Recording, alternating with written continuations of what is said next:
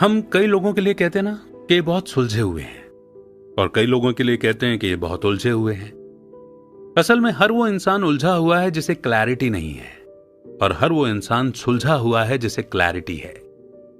अपनी लाइफ को लेकर, अपने करियर को लेकर, अपने पैशन को लेकर, अपने जिंदगी जीने के तरीके को लेकर, या किसी गोल को आप कैसे हासिल करना चाहते हैं, उसे लेकर के सबसे इंपॉर्टेंट फैक्टर जो होता है वो होता है क्लैरिटी। और क्लैरिटी मिलती है सवाल पूछने से, और सवाल भी नहीं, सही सवाल पूछने से। और सही सवाल पूछने के बाद जो जवाब आता है, उसके बाद आगे बढ़ने के लिए लाइफ में चाहिए होती है गाइडेंस, और इसे ही कहा जाता है क्लैरिटी, जिसको लेकर के हम सब यहां वहां अक्सर भटकते रहते हैं। और ये लाइफ में किसी भी उम्र में किसी भी मोड़ पर हो सकता है। मगर हां, एक बार जब क्लैरिटी मिल जाती है ना, तो बड़े से बड़े रिस्क को लेना भी आसान हो जाता है, क्योंकि आप रिस्क के सही मतलब और उसकी इंपॉर्टेंस को भी तो समझ जाते हैं। आज की बुक समरी है career courage. Discover your passion, step out of your comfort zone and create the success you want. इसे लिखा है केटी कैली ने। केटी कैली एक की नोट स्पीकर और कोच हैं। वो प्रोफेशनल्स को यह सिखाती हैं कि ज्यादा क्लैरिटी, इन्फ्लुएंस और पैसा कैसे कमाया जाए। केटी ने अपनी जर्नी बतौर साइकोथेरेपिस्ट शुरू की थी, और आगे जाकर वो एक सेल्स प्रोफेशनल बनी। वो केटी कैली नेटवर्क्स की हेड भी हैं, जो ऐसे लीडर्स की एक ग्लोबल कम्युनिटी है जो लोगों की जिंदगियों को बेहतर बनाने में मदद करती है। क्या आपने खुद से कभी ये सवाल पूछे हैं कि आपको क्या मोटिवेट करता है? आप अपने सबसे बड़े डर से बाहर निकल सकते हैं, मगर कैसे? एंटरप्रेन्योर कैसे सोचते हैं और आप उनकी तरह कैसे बन सकते हैं? ये कुछ ऐसे जरूरी सवाल हैं जिनके जवाब आपको इस समरी में मिलेंगे। आप जानेंगे कि ऐसे मुश्किल सवाल आपके डर और आपकी लिमिटेशन से लड़ने में आपकी मदद करते हैं। अभी तक आप अपनी पुरानी सोच और अपने एक्सपीरियंसेस के मुताबिक ही अपनी लाइफ जी रहे थे। आपको खुद को आजाद करने की और ये रीडिस्कवर करने की जरूरत है कि आप सच में क्या चाहते हैं और क्या बनना चाहते हैं। तो आइए बिना देर किए शुरू करते हैं आज की book summary career courage, only on गीगल। इस बुक के ऑथर केटी कैली हमेशा से एक सक्सेसफुल साइकोथेरेपिस्ट बनना चाहती थी। जिस मुकाम पर वो अपनी लाइफ को लेकर के आई हैं, उसे पाने के लिए उन्होंने बहुत मेहनत की है। अपने 1 बेडरूम अपार्टमेंट में वो दीवारों की तरफ देखती रहती थी और खुद को अकेला महसूस करती थी। जो कुछ भी वो पाना चाहती थी, उसे पाने के बाद भी वे संतुष्ट नहीं थी। केटी को एहसास हुआ कि उन्हें अपनी क्लिनिकल प्रैक्टिस से आगे जाना होगा। वो नए मोटिवेटर्स को ढूंढने के लिए अपनी आत्मा की खोज पर निकल पड़ी। उन्होंने महसूस किया कि लोगों की मदद करने का मतलब सिर्फ साइकोथेरेपिस्ट होना नहीं है, बल्कि एक इंसान होना भी है। केटी ने लोगों से और ज्यादा जुड़ना शुरू किया और यह सीखा कि अपने अंदर की असली आवाज को कैसे ढूंढ निकालें। अपने डर का सामना करने के लिए उन्होंने खुद से मुश्किल सवाल पूछे। इस समरी में आप उन्हीं सवालों के बारे में जानेंगे और यह भी जानेंगे कि इनके वो जवाब कैसे मिलेंगे जो आपकी लाइफ को बदल कर रख देंगे। अगर आप अधूरापन महसूस करते हैं या दुखी और स्ट्रेस्ड रहते रहते थक चुके हैं, तो ये समरी आपको यह जानने में मदद करेगी कि आप सच में क्या बनना चाहते हैं और वैसा कैसे बन सकते हैं। केटी ने एक बोरिंग और डिप्रेस्ड इंसान से अपनी लाइफ को बदलकर एक खुश ऑथर, लीडर और पब्लिक स्पीकर बनाया। आप भी ऐसा कर सकते हैं। आपको सिर्फ एक चीज की जरूरत है और वो है गाइडेंस। तो आइए इस full of guidance learning journey की शुरुआत करते हैं इस पहले चैप्टर से, motivation, clarifying what really matters to you. क्या आपने कभी यह सोचा है कि क्या आप खुश हैं? क्या आप उस फ्यूचर को पाने के लिए मेहनत कर रहे हैं जिसका आप हमेशा से सपना देखते आए हैं? क्या आप अपनी लाइफ से सेटिस्फाइड यानी कि संतुष्ट हैं? ये ऐसे सवाल हैं जिन्होंने कई लोगों की नींदें उड़ा रखी हैं। अपनी असली इच्छाओं और उन्हें क्या मोटिवेट करता है, ये जानने के लिए उन्हें खुद के अंदर झांक कर देखना होगा। अपनी लाइफ में सबसे ज्यादा मैटर करने वाली चीज को ढूंढ निकालना एक ऐसा काम है जो हम सभी को करना चाहिए। आप ना ही किसी और की लाइफ को कॉपी कर सकते हैं और ना ही उनके रूल्स के मुताबिक चल सकते हैं। कभी कभी जब हम कुछ खास सपनों को पूरा करते हैं तो हमें खुशी नहीं बल्कि घबराहट या बेचैनी महसूस होती है। ऐसा इसलिए होता है क्योंकि हम सिर्फ फाइनल डेस्टिनेशन यानी आखिरी पड़ाव पर फोकस करते हैं और वहां तक पहुंचने की जर्नी को एंजॉय नहीं करते। आपको अपनी असली इच्छाओं को समझने के लिए खुद को अपनी लाइफ का इंचार्ज बनाना होगा। आप एक लीडर हैं और आपकी लाइफ आपकी कंपनी है, इसीलिए आपको एक सीईओ की तरह अपनी लाइफ को मैनेज करना होगा। आपको दूसरों की उम्मीदों को भी भूल जाना चाहिए।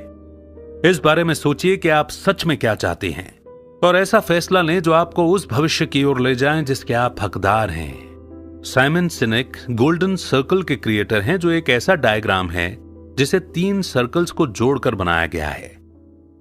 ये सर्कल्स हमारे हर एक सपने के व्हाई यानी कि क्यों, व्हाट यानी कि क्या और हाउ यानी कैसे को दिखाते हैं।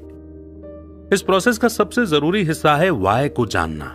जैसे ही हम व्हाई या मकसद को समझ जाते हैं तो यह जानना काफी आसान हो जाता है कि हमें जो चाहिए वो हम कैसे हासिल करें। यह भी हो सकता है कि आप पहले से ही अपने व्हाई के बारे में जानते हो, लेकिन अपने व्हाट और हाउ को पूरा करने के लिए आप एक गलत अप्रोच का इस्तेमाल कर रहे हो। जैसे केटी सी कैली ने बतौर एक साइकोथेरेपिस्ट की तरह कई सालों तक काम किया था। वो मशहूर थीं, लेकिन फिर भी वो असंतुष्ट महसूस करती थीं। उनका मकसद था दूसरों की मदद करना ताकि वो एक बेहतर लाइफ हासिल कर सकें, लेकिन इसके लिए उन्होंने गलत हाउ और व्हाट को चुना था। केटी ने कुछ बदलाव लाकर अपनी लाइफ की क्वालिटी को बेहतर बनाया। उनका व्हाई अभी भी वही था, दूसरों की मदद और उन्हें इंस्पायर करना। लीडर्स को अपना बिजनेस शुरू करने में मदद करना उनका व्हाट बना। हाउ के लिए केटी एक कोच बनी और अपने आइडियाज को शेयर करने के लिए उन्होंने सोशल मीडिया का सहारा लिया। अपने मोटिवेटर्स को ढूंढने के लिए आपको ऑटो पायलट मोड पर जीना बंद करना होगा। आपको अपने हर कदम पर सोच समझकर फैसले लेने होंगे। आगे पूछे गए सवाल आपको इसे बेहतर तरीके से समझने में मदद करेंगे कि आप क्या बनना चाहते हैं और आप किस तरह की लाइफ जीना चाहते हैं। आप अपनी करंट जॉब क्यों कर रहे हैं? अगर कोई आपसे कहे कि वो आपकी एक ऐसी इच्छा पूरी कर सकते हैं जो आपका करियर बदल सकती है, तो वो क्या होगी? आप अपने दोस्तों और फैमिली को सपोर्ट क्यों करते हैं? ऐसी क्या चीज है जो आपको अपनी लाइफ में खुद और अपनी जॉब में बिल्कुल पसंद नहीं है? आप मरने के बाद अपने पीछे कैसी विरासत छोड़ना चाहते हैं? इन सवालों का जवाब देने के बाद आपको एक मोटिवेशनल गेम प्लान बनाना होगा। अपने सपनों को हासिल करने के लिए आपको उन सभी जरूरी एक्शंस को करने के लिए हर वक्त मोटिवेटेड रहना होगा। हर इंपॉर्टेंट सपने के 3 हिस्से होते हैं। आगे बढ़ते रहने के लिए आपके पास एक क्लियर विजन, एक मजबूत ड्राइव और लगातार रहने वाला इंस्पिरेशन होना चाहिए। आपका विजन आपकी इमेजिनेशन पर बेस्ड होना चाहिए, ना कि आपके पुराने और करंट सिचुएशन पर। अपने सपनों को हासिल करने के लिए आपको जो भी करना चाहिए, उसे करने के लिए आपका मोटिवेशन, पक्का इरादा और उसे करने के लिए तैयार रहना आपका ड्राइव होगा। नेक्स्ट चैप्टर है confidence, conquering your worst fears. आपका सबसे बड़ा डर क्या है? क्या आप अंधेरे से डरते हैं या फिर मकड़ियों के साथ रहने से या किसी जोकर को देखने से, पब्लिक में बोलने से या कैंसर होने से डरते हैं? देखिए, ऐसे डर होना नॉर्मल है। ये चैप्टर एक बेहतर लाइफ की तरफ एक अनएक्सपेक्टेड स्टेप लेने के डर से आपको रूबरू कराएगा। जैसे करियर बदलना शायद एक ऐसी चीज होगी जिससे आप सबसे ज्यादा डरते होंगे। इस तरह का कदम उठाने के लिए बहुत कॉन्फिडेंस चाहिए। इस चैप्टर में आप अपने अंदर के उस डर को पहचानना और उसे जड़ से उखाड़ना फेंकना सीखेंगे जिसने आपको पीछे रोक रखा है। हमें ऊपर वाले ने ऐसा बनाया है कि हमें हर उस बदलाव से डर लगता है जो हम अपनी जिंदगी में लाने की कोशिश करते हैं। यह हमारी एक ऐसी आदत है जिससे हमें बाहर निकलना होगा। इसका रास्ता निकालने के लिए हमें 2 स्टेप्स को फॉलो करना होगा। सबसे पहले आपको वो सभी डर पहचानने होंगे जिन्होंने आपको रोका हुआ है। दूसरा, आपको असली सेल्फ कॉन्फिडेंस हासिल करना होगा। सेल्फ कॉन्फिडेंस एक ऐसी ताकत है जिसकी मदद से आप जो चाहें वो हासिल कर सकते हैं। कॉन्फिडेंस के बिना आप अपनी सिचुएशन को कभी नहीं बदल पाएंगे। आपको अपने डिस्कंफर्ट जोन को पहचानना होगा और देखना होगा कि ऐसी क्या चीज है जिसकी वजह से आप घबरा जाते हैं, डर जाते हैं या चिंता में पड़ जाते हैं। अपने कंफर्ट जोन में लगातार रहना आपको आगे बढ़ने से रोक सकता है। हमें भले ही एक नए एरिया में जाना पड़े, लेकिन यकीन मानिए आपके लिए यह एक ज्यादा सेटिस्फाइंग एरिया साबित होगा। हमें इन नए एरियाज को ढूंढ निकालने के लिए मुश्किल रास्तों पर सफर करना ही होगा। सिसिलिया पार्टी प्लानर से बदलकर एक पब्लिक स्पीकर बनना चाहती थी। 30 लोगों के सामने बोलते समय वो पसीने से तरबतर हो गई थीं और उनका पेट भी दर्द होने लगा था। सिसिलिया बहुत ही कामयाब और अच्छी पार्टी प्लानर थीं, लेकिन जब भी वो पब्लिक में कुछ बोलने की कोशिश करती, वो अपना सारा कॉन्फिडेंस खो देती। सिसिलिया को यह डर था कि लोग उसे एक स्टूपिड स्पीकर कहकर बुलाएंगे। उन्हें डर था कि कोई उनकी खिल्ली उड़ाएगा या वो हकलाने लगेंगी या एक फ्रॉड लगेंगी। सिसिलिया के डर की वजह थी दूसरों के सामने परफेक्ट दिखने की इच्छा। ऐसा नहीं था कि सिसिलिया में पब्लिक स्पीकिंग स्किल्स नहीं थे, लेकिन हां, उन्हें अपने इन स्किल्स में कॉन्फिडेंस तो बिल्कुल नहीं था। पब्लिक स्पीकिंग के डर से निकलने के लिए सिसिलिया ने सबसे पहले अपने नेगेटिव सेल्फ टॉक को सुना। उन्हें एहसास हुआ कि वो एक परफेक्शनिस्ट थीं। अपना एक प्रेजेंटेशन का वीडियो देखने के बाद उन्हें समझ में आया कि वो एक अक्खड़ इंसान लग रही थीं। अपने कॉन्फिडेंस की कमी को पूरा करने के लिए उनमें अक्खड़पन आने लगा था। सिसिलिया ने अपने डर पर झूठे कॉन्फिडेंस का नकाब पहना हुआ था। उन्हें समझ आया कि वो इस बात से डरती थी कि कहीं लोगों को यह पता न लग जाए कि वो जो भी बोल रही हैं उसके बारे में वो ज्यादा नहीं जानती। ये समझने के लिए कि आपका कॉन्फिडेंस कहां लड़खड़ाता है, आप खुद से ये सवाल पूछ सकते हैं। क्या मैं अपनी फिजिकल और मेंटल हेल्थ का ख्याल रख रहा हूं? क्या मैं जानता हूं कि मेरे थॉट्स और इमोशंस का मुझ पर क्या असर होता है? प्रॉब्लम का सामना करते हुए क्या मैं आगे की तरफ बढ़ता रहता हूं? क्या मैं अपने सपनों को पूरा करने लायक हूं? क्या मैं अपने थॉट्स को पब्लिक के सामने शेयर करने में कंफर्टेबल महसूस करता हूं? क्या मुझे हर तरफ पॉसिबिलिटीज दिखाई देती हैं? क्या मैं नई जिम्मेदारियों को लेने में उत्सुक महसूस करता हूं? क्या मैं अपने लुक्स को लेकर कंफर्टेबल हूं? इन सवालों का जवाब देने के बाद आपको ऐसे 3 एरियाज पिक करने होंगे जिसमें आप सबसे कम कॉन्फिडेंट हैं। उसके बाद हर एरिया में बेहतर बनने के लिए एक एक्शन प्लान बनाएं। अपने इस पब्लिक स्पीकिंग के डर से निकलने के लिए सिसिलिया ने अपने पास एक जर्नल बनाई और स्पीकिंग ग्रुप्स को ज्वाइन किया। उन्होंने ठान लिया था कि वो ज्यादा एडवेंचरस बनेंगी और अपनी बुक लिखने की एक बड़ी जिम्मेदारी को सच करके दिखाएंगी। इस चैप्टर की भी इंपॉर्टेंस को समझने के बाद बढ़ते हैं आगे और समझते हैं रिस्क को। तो नेक्स्ट चैप्टर है risk, thinking like an entrepreneur. कुछ लोग बहुत दुखी हैं, लेकिन फिर भी वो अपनी लाइफ को बदलने के लिए तैयार नहीं हैं। एक बेहतर और सेटिस्फाइंग लाइफ पाने के लिए वो रिस्क लेने से डरते हैं। वॉकिन भी ऐसे ही थे। उन्होंने न्यूयॉर्क सिटी की कई एजेंसीज में बतौर मार्केटिंग मैनेजर 20 सालों तक काम किया। उनका बचपन काफी मुश्किलों में गुजरा था, लेकिन बड़े होकर वो अपनी वाइफ और अपने बच्चों की जिम्मेदारी उठाने के लिए एक मेहनती इंसान बने। वॉकिन रिस्क लेने के बारे में कभी नहीं सोचते थे। वॉकिन इस जॉब में बोर और बेजान महसूस कर रहे थे। वो खुद की एक पीआर एजेंसी खोलने के सपने देखते थे जो राइटर्स और आर्टिस्ट को अपने काम को प्रमोट करने में मदद कर सके। उन्होंने अपनी लाइफ और घर की सिचुएशन को गहराई से देखा, सिर्फ ये जानने के लिए कि क्या सच में वो अपना करियर बदल सकते हैं। हार जाने के ख्याल ने उन्हें एक दुखी और बोरिंग लाइफ जीने पर मजबूर कर दिया था। वॉकिन को उनकी लाइफ और दोस्तों का पूरा सपोर्ट था कि वो अपनी जॉब को छोड़कर अपने सपने को पूरा करें। उन्होंने एक ऐसी जॉब ढूंढने के बारे में सोचा जिसमें उनके सपने की एक झलक दिखाई दे। वॉकिन ने अपनी कंपनी शुरू करने का मन बनाया। रिस्क का मतलब है अनजाने रास्ते की तरफ लड़खड़ाते हुए कदमों के साथ आगे बढ़ना, ताकि वो आपको बेहतर रिजल्ट्स दे सकें। रिस्क लेने से 2 पॉसिबिलिटीज होती हैं, जीत या हार। वो हार का डर ही है जो हमें कुछ करने से रोकता है। ऐसे लोग जिन्होंने अपनी लाइफ का असली मकसद ढूंढ लिया है, उनके लिए रिस्क लेना आगे बढ़ने का एक मौका बन जाता है। वो अपने मुकद्दर के सिकंदर होते हैं। ऐसे लोग हारने से घबराते नहीं हैं, फिर भले ही उन्हें जीत मिले या हार, उसे गले लगाने के लिए वो हमेशा तैयार रहते हैं। वॉकिन ने फाइनली अपनी पीआर कंपनी खोलने का फैसला किया, लेकिन पहले साल में वो ज्यादा क्लाइंट्स नहीं अट्रैक्ट कर पाए।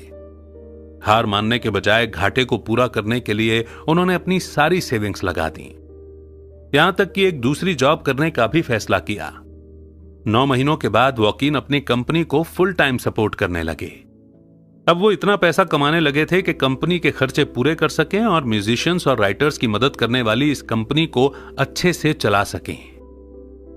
एक एंटरप्रेन्योर बनने के लिए आपको निडर बनकर खुद के लिए मौके क्रिएट करने होंगे। आपको अपने एक्शंस को हमेशा फॉलो अप करना होगा। ऐसा बिल्कुल मत सोचिए कि जो आपको चाहिए लोग आपको आसानी से दे देंगे। जैसे जब कोई कॉल का जवाब न दे तो उसे लगातार फॉलो अप करना चाहिए। दूसरा स्टेप जो आपको लेना चाहिए वो है सही नेटवर्क बनाना। अपने आसपास सही लोगों को रखने से आपको सक्सेस पाने के बेहतर मौके मिलेंगे।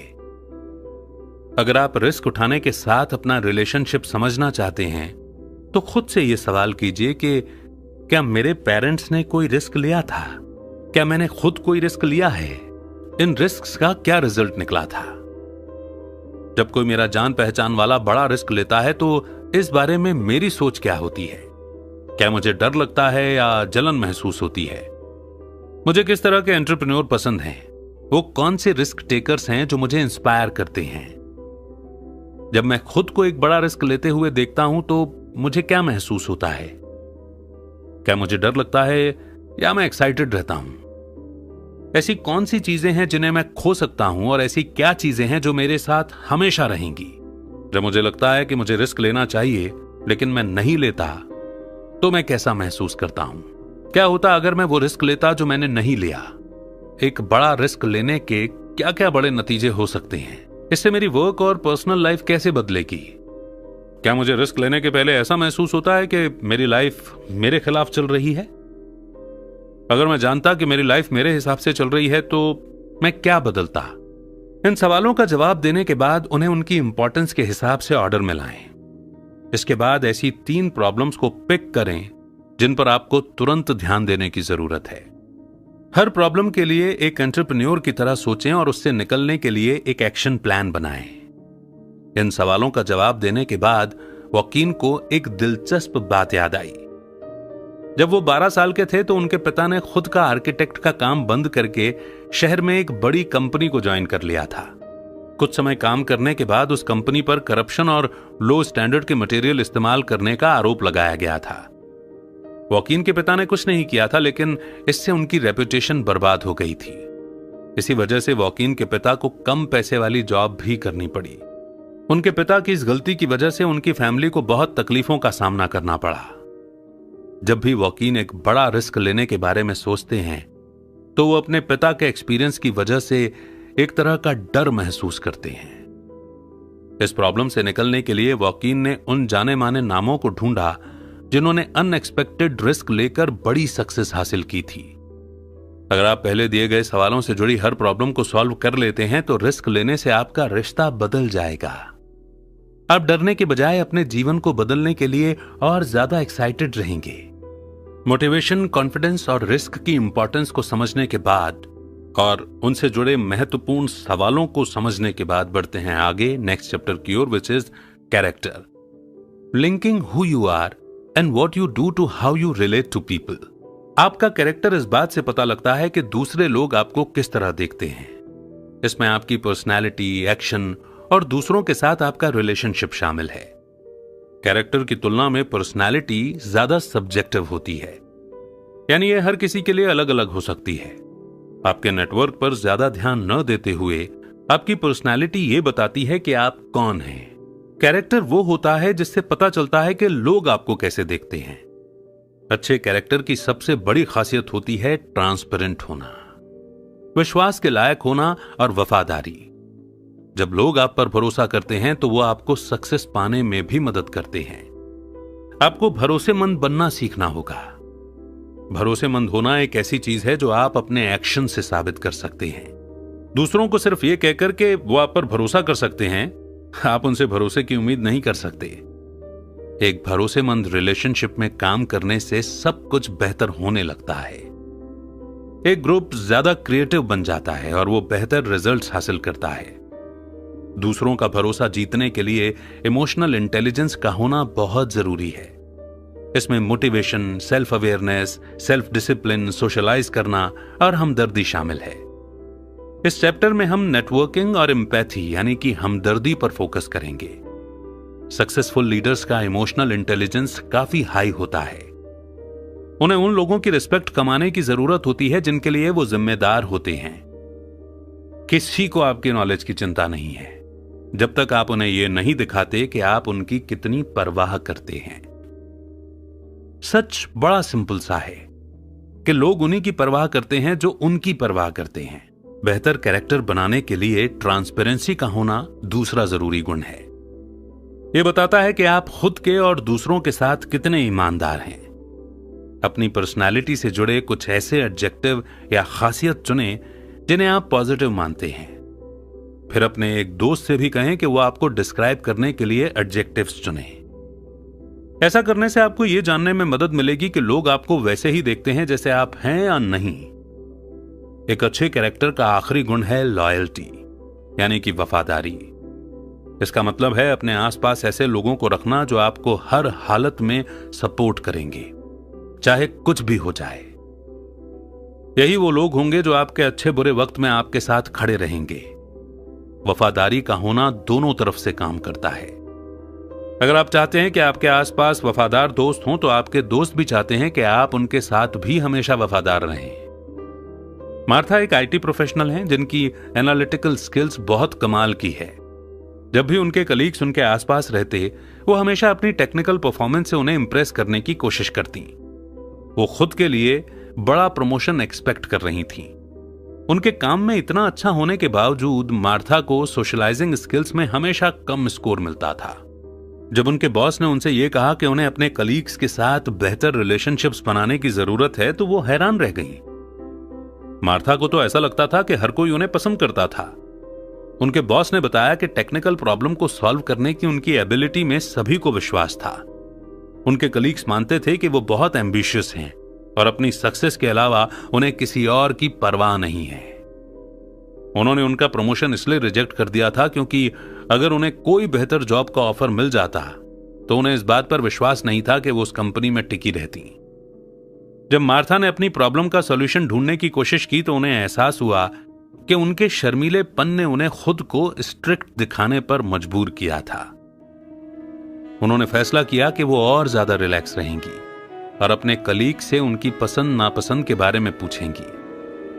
मार्था ने अपने कलीग्स के साथ और ज्यादा हंसी मजाक करना शुरू किया, टीम वर्क की एक्टिविटीज में शामिल होने लगी और अपने डर और अपनी गलतियों को भी मानने लगी। अपने कैरेक्टर को बेहतर बनाने के लिए आपको 3 लोगों को चुनना होगा और उनके ऐसे पर्सनैलिटी ट्रेट्स को बताना होगा जिन्हें आप सबसे ज्यादा पसंद करते हैं। ऐसी खासियत के बारे में सोचें जो इन लोगों में और आप में कॉमन है, और ऐसी खासियत भी जिन पर आपको काम करना है ताकि आप उनके जैसे सक्सेसफुल बन सकें। एक ऐसा प्लान बनाएं जो आपको यह बता सके कि आपके पास जो ट्रेट्स नहीं हैं उन्हें कैसे हासिल किया जा सकता है। जिन लोगों को आप आइडल मानते हैं वो आपकी ग्रोथ के लिए एक मजबूत मोटिवेशनल और एजुकेशनल सोर्स बन सकते हैं। नेक्स्ट चैप्टर है harmony, orchestrating a life while pursuing your life's work. क्या आपने अपनी लाइफ के मकसद पर सवाल उठाया है? बेशक आपने उठाया होगा। यहां तक कि इस दुनिया के सबसे सक्सेसफुल लोग भी ये सोचते हैं कि जिस रास्ते पर वो चल रहे हैं क्या वो उनके लिए ठीक है। लोग हमेशा से ये सोचते हैं कि क्या वो एक ऐसी बैलेंस्ड लाइफ जी रहे हैं जो उनके जॉब, रिलेशनशिप्स और पर्सनल लाइफ को बराबर का इंपॉर्टेंस देती है। हम अक्सर ऐसे सक्सेसफुल लोगों के बारे में सुनते हैं जिन्होंने अपने वर्क और पर्सनल लाइफ को बैलेंस रखा है। हमें सिखाया जाता है कि हम वो सब कुछ हासिल कर सकते हैं जो हम चाहते हैं। ऐसा माइंडसेट एक साइकोलॉजिकल प्रॉब्लम को जन्म देता है जिसे all doing all being syndrome कहते हैं, ADABS। इस गोल को हासिल करना नामुमकिन है क्योंकि ऐसा कोई नहीं है जिसके पास सब कुछ हो। हम सभी सिर्फ एक ही चीज को पाने का एम कर सकते हैं। और वो है शांति।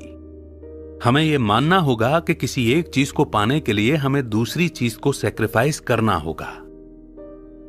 जैसे जिल के लिए पूरे हफ्ते काम करना और वीकेंड्स पर अपनी फैमिली के साथ वक्त बिताना एक बैलेंस्ड लाइफ और संतुष्टि है। दूसरी तरफ जोस घर से काम करना और घर पर ही रहकर पिता होने की जिम्मेदारी निभाना पसंद करता है। All doing all being syndrome से निकलने के लिए आपको सबसे पहले प्रॉब्लम को पहचानना होगा। ऐसे प्रॉब्लम वाले ज्यादातर लोगों को यह एहसास नहीं होता कि वो इतना हासिल करने की कोशिश कर रहे हैं जितना वो हैंडल भी नहीं कर सकते। यह आमतौर पर सक्सेसफुल होने की जरूरत के कारण होता है। हमें लगता है कि सक्सेस हासिल करना हमारी जिम्मेदारी है, इसलिए हमें सारे काम खुद ही करने चाहिए। हम ये भूल जाते हैं कि हमारे आसपास ऐसे लोग हैं जो हमें वो चीज हासिल करने में मदद कर सकते हैं जो हमें लगता है कि हमें खुद करनी चाहिए। अगर आप सभी काम खुद करेंगे तो थक जाएंगे, आप उदास हो जाएंगे। All doing all being syndrome से निकलने के लिए आपको 3 स्टेप का प्रोसेस फॉलो करना होगा। सबसे पहले ऐसी 3 सिचुएशन ढूंढें जहां आपने रिजल्ट्स को कंट्रोल करने की कोशिश की और फेल हुए। दूसरा, ऐसे लोगों के बारे में सोचें जो ऐसी सिचुएशन को आपसे बेहतर हैंडल कर पाते। आखिर में खुद को यह याद दिलाते रहिए कि रिजल्ट ही सबसे ज्यादा मायने रखता है। अगर सक्सेस का मतलब है अपनी कुछ जिम्मेदारियों को अपने कलीग्स को सौंपना, तो आपको ऐसा करना चाहिए। फिलिप 2 बिजी पेरेंट्स का सबसे बड़ा बेटा था। जब उसके पेरेंट्स ग्रोसरी स्टोर में काम करते थे, वो अपने 3 भाइयों का ख्याल रखता था। फिलिप ने कम उम्र से ही दूसरों को सहारा देना और लोगों की मदद करना सीख लिया था। इन्हीं एक्सपीरियंसेस ने उसे एक अच्छा कैंपेन मैनेजर बनना सिखाया।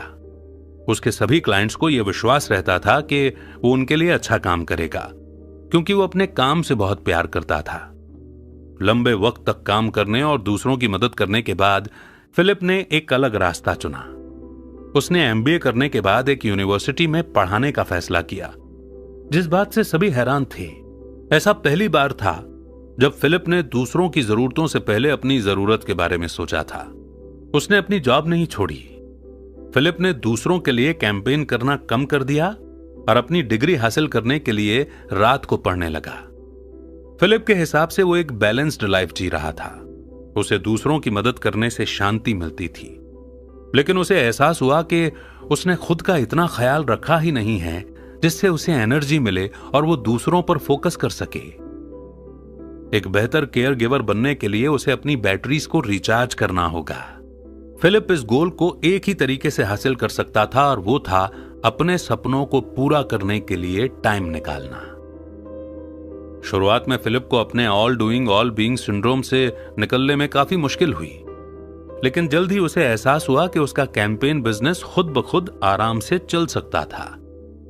फिलिप के जो भी काम थे वो उसने एक जगह लिखे और फिर सोचा कि अब ये सभी काम उसकी जगह कौन कर सकता था।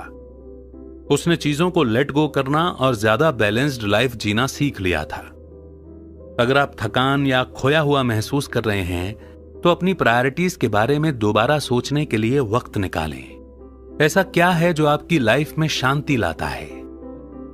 क्या आपको कम काम करना चाहिए या छुट्टियों पर जाना चाहिए या अपना करियर बदलना चाहिए? अपने बोझ को हल्का करना सीखिए और शांति को एंजॉय कीजिए। नेक्स्ट चैप्टर है vision, connecting the dots to your future. किसी फ्यूचर गोल को पाने के लिए रिस्की फैसले लेने की प्रोसेस को स्ट्रेटेजिक थिंकिंग कहते हैं। रिस्क लेने के लिए फ्लेक्सिबल और क्रिएटिव सोच की जरूरत होती है। किसी खास मुकाम तक पहुंचना कभी आसान नहीं होता। इसके लिए बहुत सा सेल्फ कॉन्फिडेंस और हिम्मत की जरूरत होती है। बहुत से लोगों का मानना है कि विजन का मतलब होता है एक सपना, लेकिन रिजल्ट्स पाने वाला एक विजन एक स्टेप बाय स्टेप गाइड की एक मेंटल पिक्चर होता है जो हमें पॉइंट ए से पॉइंट बी पर ले जाता है। ज्यादातर लोग अपनी वर्क लाइफ में इतने बिजी हैं कि वो अपने विजन की पूरी पिक्चर बनाने के लिए वक्त ही नहीं निकाल पाते। जब तक आपके पास अपने फ्यूचर को पाने के लिए साफ रास्ता नहीं होगा तो आप चमचमाती चीजों की तरफ आसानी से डिस्ट्रैक्ट हो जाएंगे।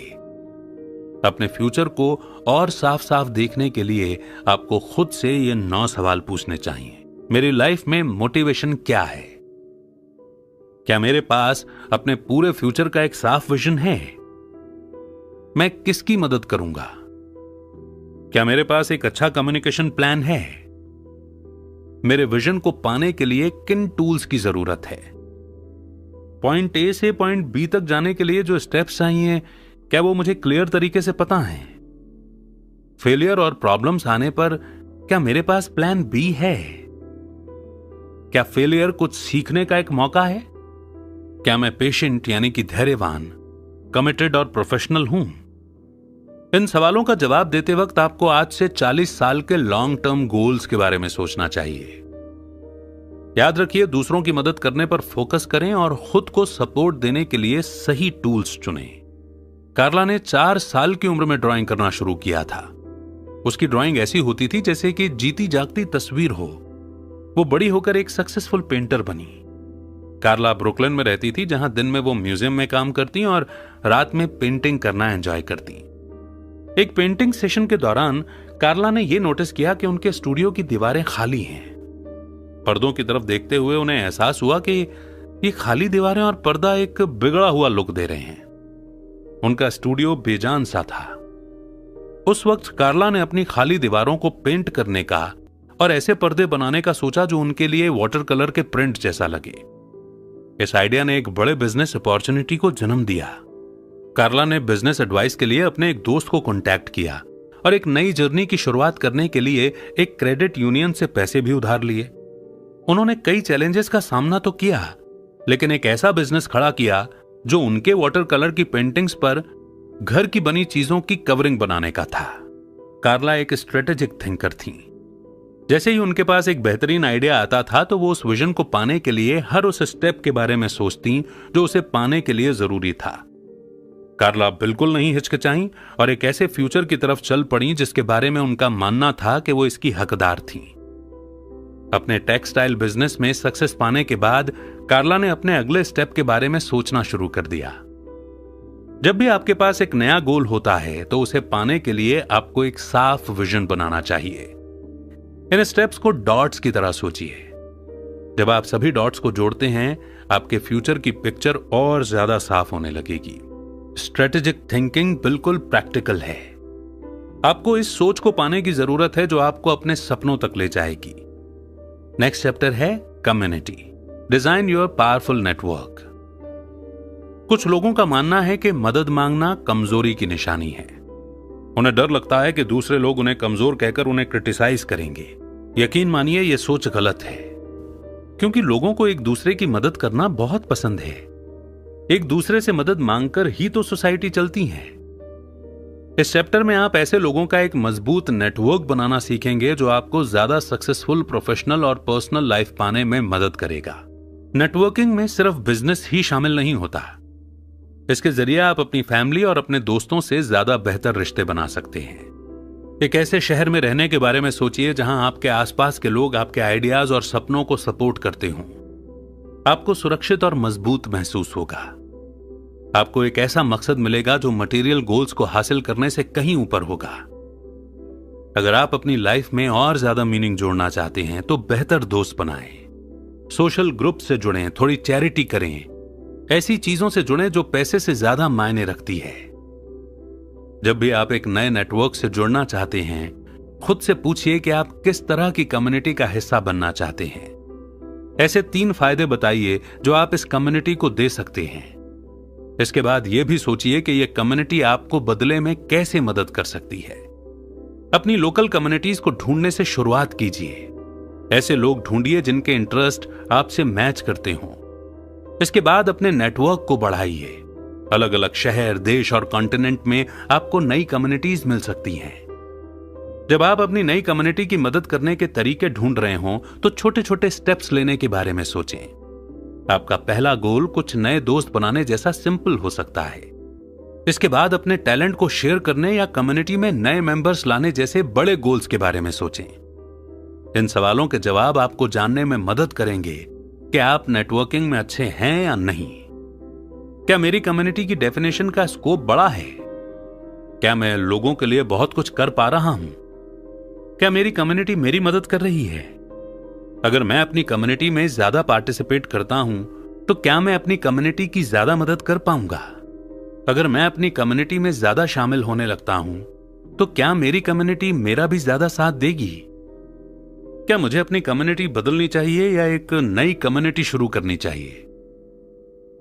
आपकी सक्सेस का लेवल इस बात पर डिपेंड करता है कि आपकी कम्युनिटी आपके लिए क्या है। जब भी आपको यह महसूस हो कि आपकी करंट कम्युनिटी आपकी जरूरतों को पूरा नहीं कर पा रही है, तो आपको आगे बढ़ जाना चाहिए। हमेशा ऐसी कम्युनिटीज चुनें जो आपको आगे बढ़ा सके। एक ही जगह फंसिए मत, आगे चलते रहिए। जब स्टीफन गोल्फ खेल रहे थे, उनके एक दोस्त ने उन्हें सुझाव दिया कि उन्हें एक फाइनेंशियल और टैक्स प्लानिंग एसोसिएशन में वॉलंटियर के तौर पर काम करना चाहिए। जल्द ही स्टीफन ने National Association of Insurance and Financial Advisors join की। NAIFA में काम करने से स्टीफन को प्रोफेशनल्स और क्लाइंट्स की एक बड़ी लिस्ट बनाने में मदद मिली। स्टीफन ने अपनी वर्कशॉप शुरू की। इसके बाद वो NAIFA के न्यूज़लेटर के राइटर बने। रीडर्स ने स्टीफन के काम को बहुत प्यार दिया और उनका एक बड़ा फैन बेस बना। उनके लॉयल रीडर्स में से एक जिम थे जो एक फाइनेंशियल कंपनी के मालिक थे। स्टीफन और जिम दोस्त बन गए और उन्होंने कई फाइनेंशियल ऑफिस खोले। उनका काम अलग अलग शहरों में फैलने लगा था। जब आप एक सही कम्युनिटी से जुड़ते हैं ना, तो आप अपना बेस्ट दे सकते हैं। अपना बेस्ट देने से जितना आप सोचते हैं उससे कहीं ज्यादा सक्सेस आपको मिलती है और आप ज्यादा फेमस हो जाते हैं। जितना ज्यादा आप दूसरों की मदद करेंगे उतना ही ज्यादा वो आपको वापस भी मिलेगा। और अब वो मोड़ जिसे हम कहते हैं कंक्लूजन, यानी कि ऊपर के चैप्टर्स में हमने जो कुछ भी पढ़ा सुना, उनकी की लर्निंग्स को हम यहां दोहराएंगे। केटीसी कैली ने अपनी असल इच्छाओं को ढूंढकर अपनी लाइफ को बदल दिया था। उन्होंने अपनी लाइफ को पूरे तरीके से एंजॉय करना सीखा और असली खुशियों को ढूंढने में आपकी मदद करने के लिए यह समरी लिखी।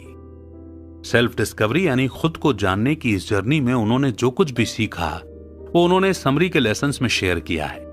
सबसे पहले आपने सीखा कि एक मजबूत मकसद के बिना आप हमेशा ऑटो पायलट मोड पर जीते रहेंगे। अपने असली मोटिवेटर्स को समझने से आपको ज्यादा फुलफिलिंग लाइफ जीने में मदद मिलती है। दूसरा, अपने सेल्फ कॉन्फिडेंस को बेहतर करने के लिए आपको ऐसे एरियाज को पहचानना होगा जिनमें आपको लगता है कि आपका कॉन्फिडेंस कम है। इसके बाद इन एरियाज में अपने स्किल्स को निखारने के लिए कदम उठाएं। तीसरा, आपने सीखा कि जैसी लाइफ आप डिजर्व करते हैं उसे पाने के लिए रिस्क लेना जरूरी होता है। आप जीतें या हारें, लेकिन आप बिना रिस्क लिए कभी आगे नहीं बढ़ सकते। एक रिस्क टेकर बनने के लिए आपको रिस्क लेने से जुड़ी अपनी नेगेटिव फीलिंग्स को ढूंढकर उन्हें बाहर निकाल फेंकना होगा।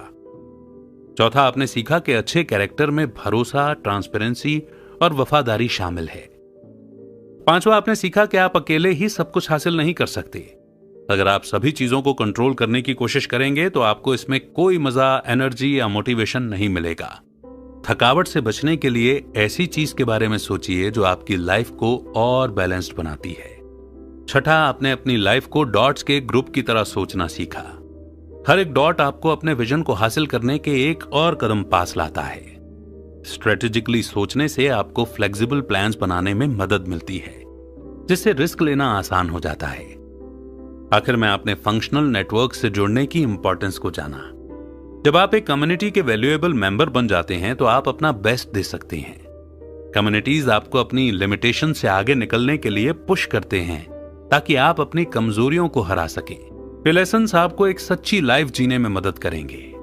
आप ये डिजर्व करते हैं कि आप खुद के हीरो बने, अपनी किस्मत को कंट्रोल करें और जो आपको बनना चाहिए वो बने।